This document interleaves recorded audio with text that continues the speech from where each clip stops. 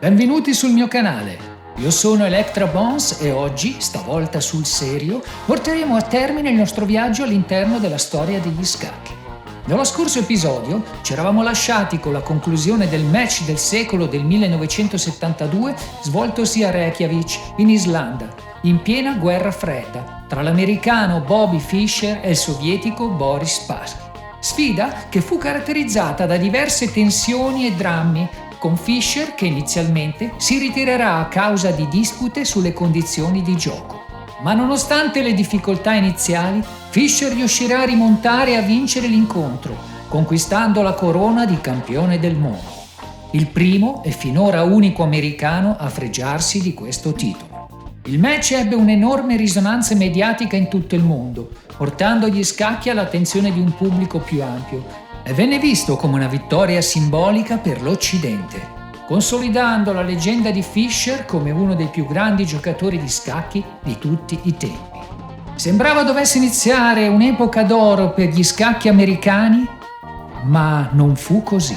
Purtroppo, dopo aver vinto il titolo, la vita di Bobby Fischer prese una piega inaspettata e controversa. Per cominciare, non giocò più alcuna partita ufficiale e infine, nel 1975, l'americano, sorprendendo tutti, si ritirerà dal mondo degli scacchi competitivi, rifiutandosi di difendere il titolo contro Anatoly Karpov a causa di pesanti disaccordi con la FIDE sulle regole del torneo. Questo portò alla perdita del suo titolo di campione del mondo, lasciando la FIDE con l'incombenza di dover scegliere a tavolino per la prima volta nella storia il nuovo sovrano mondiale degli scacchi. Ma di questo parleremo dopo la sigla. Pronti a partire? Non dimenticate di mettere un like se il video vi è piaciuto e iscrivetevi al canale. Ma ora andiamo!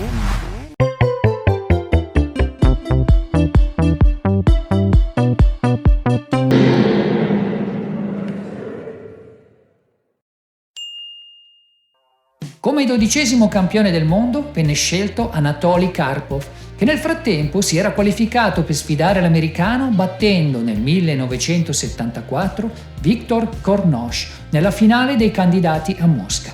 Nella seconda metà degli anni 70 fu sempre Kornosh a divenire uno dei principali contendenti al titolo mondiale, sfidando sia Karpov che Kasparov.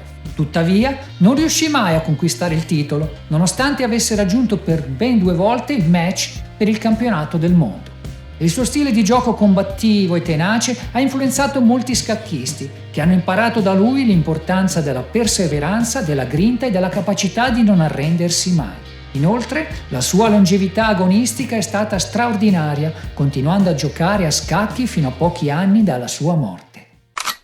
Ma una delle più celebri rivalità di tutti i tempi si svolse negli anni 80 e i primi anni 90 tra Garry Kasparov e Anatoly Karpov, con ben 5 incontri per il titolo mondiale avvenuti tra i due grandi maestri. Dopo una prima sfida sospesa per salvaguardare la salute dei giocatori, con 48 partite giocate senza ottenere un vincitore definitivo, nel secondo match del 1985 Kasparov riuscì a imporsi con il punteggio di 13-11. Diventando a quei tempi il più giovane campione del mondo di scacchi a soli 22 anni. I due si affrontarono ancora per il titolo mondiale altre 3 volte, nel 1986, 1987 e 1990, e ogni match fu estremamente combattuto e spesso deciso nelle ultime partite. A rendere ancora più affascinante questa rivalità furono in primo luogo i due diversi stili adottati sulla scacchiera.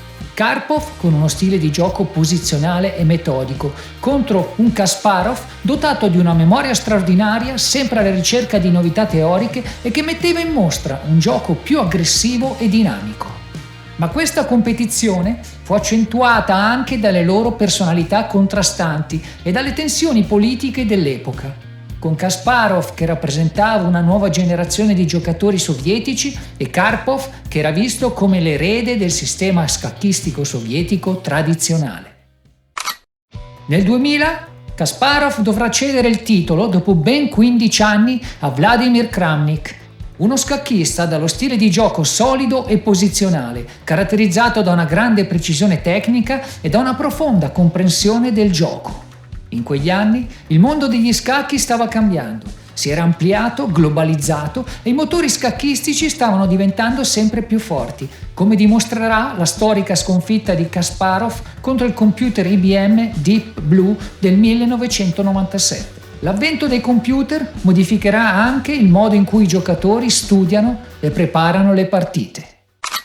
Nel frattempo, a seguito di contrasti sull'organizzazione del campionato del mondo del 1993, Garry Kasparov aveva deciso di creare un campionato del mondo parallelo a quello della FIDE, sotto l'egida della PCA, Professional Chess Association.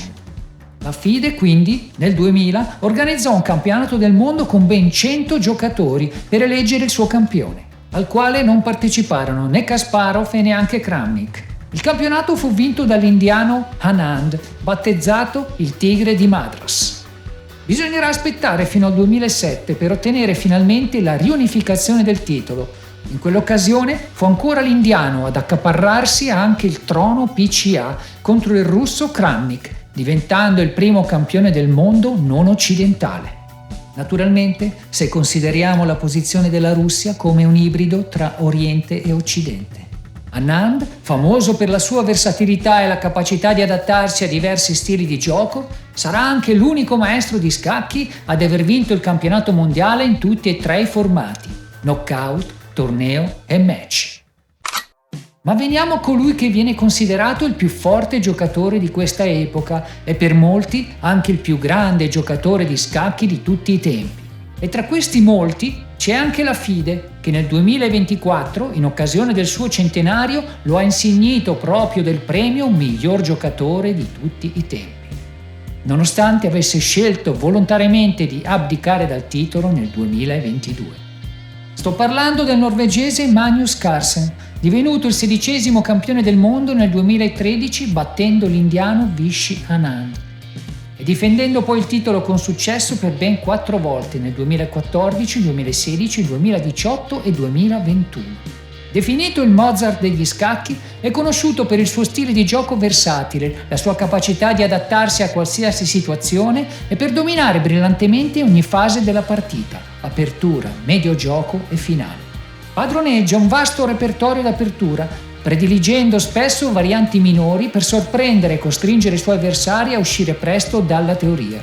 Ha dimostrato grande resistenza psicofisica, infatti, come dichiarato dallo stesso, pone grande attenzione nella sua preparazione anche all'aspetto della forma fisica.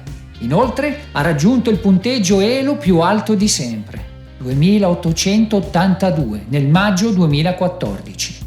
E detiene il record della più lunga serie di partite senza sconfitte a livello elite, con un record di 125 partite consecutive. Fortissimo in tutte le varianti, tempo lungo, rapido e blitz, se dovessi elencare tutti i trofei, campionati vinti e record abbattuti, dovrei fare un video lunghissimo e faremmo notte. Ma in futuro mi impegnerò per realizzare un video d'approfondimento sul campione norvegese.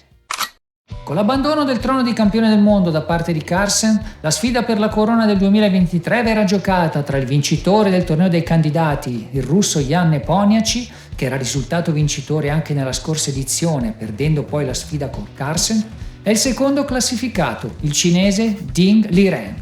Risulterà vincitore quest'ultimo, col punteggio di 2,5 a 1,5 nella quarta partita degli spareggi, dato che le partite a cadenza classica si erano chiuse col punteggio di 7-7. Abbiamo il primo cinese della storia a diventare campione del mondo. Toccherà a lui quindi difendere il titolo nel 2024 a Singapore contro l'indiano Domaraju Gukesh, vincitore del torneo dei candidati. Il giovanissimo indiano prevarrà sul cinese in una sfida molto combattuta e con un finale roccambolesco, divenendo così il più giovane campione del mondo a soli 18 anni. Tanti altri giocatori fortissimi stanno lottando per emergere in quest'epoca e per conquistarsi un posto di alto rango nell'elite mondiale degli scacchi. Ne citerò alcuni brevemente e perdonatemi se non potrò essere esaustivo e dovrò tralasciarne parecchi. L'italo-americano Fabiano Caruana, uno dei giocatori più forti del mondo, ha sfidato Carlsen per il titolo mondiale nel 2018 e ha raggiunto un picco di rating di 2844, uno dei più alti di sempre. L'americano Hikaru Nakamura, uno dei giocatori più popolari e forti degli ultimi decenni, È noto per il suo stile di gioco aggressivo, per essere uno dei migliori giocatori di scacchi online e famoso youtuber. Alireza Firouzja, giovane prodigio iraniano naturalizzato francese, è considerato uno dei futuri campioni del mondo. Ha raggiunto un picco di rating di 2804 a soli 18 anni. E poi ci sono i sempre più numerosi giovani emergenti talenti indiani. Oltre al giovane campione del mondo Gukesh, abbiamo da tenere d'occhio Erigaisi e Praggnanandhaa con i loro risultati impressionanti. E tra i primi 10 del mondo non dobbiamo scordarci il fortissimo Abdusattorov dall'Uzbekistan e il fantasioso e creativo giocatore cinese Wei He.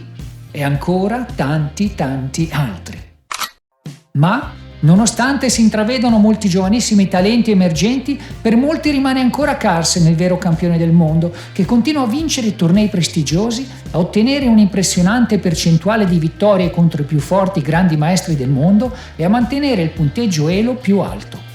Chi riuscirà a spodestare Carlsen dal suo trono dorato, lasciando un forte segno nella storia di questo meraviglioso gioco? Questa storia è ancora tutta da raccontare. Oggi gli scacchi sono più globalizzati che mai, con giocatori di tutto il mondo che competono online e in tornei internazionali. Hanno attraversato secoli di evoluzione adattandosi e crescendo con le culture che li hanno adottati. Da un gioco di strategia militare in India a un simbolo di ingegno e competizione globale, gli scacchi continuano ad affascinare e ispirare milioni di persone in tutto il mondo. La loro storia è una testimonianza della creatività e della capacità umana di innovarsi e adattarsi. Electra Bones vi saluta. Stay tuned, stay curious.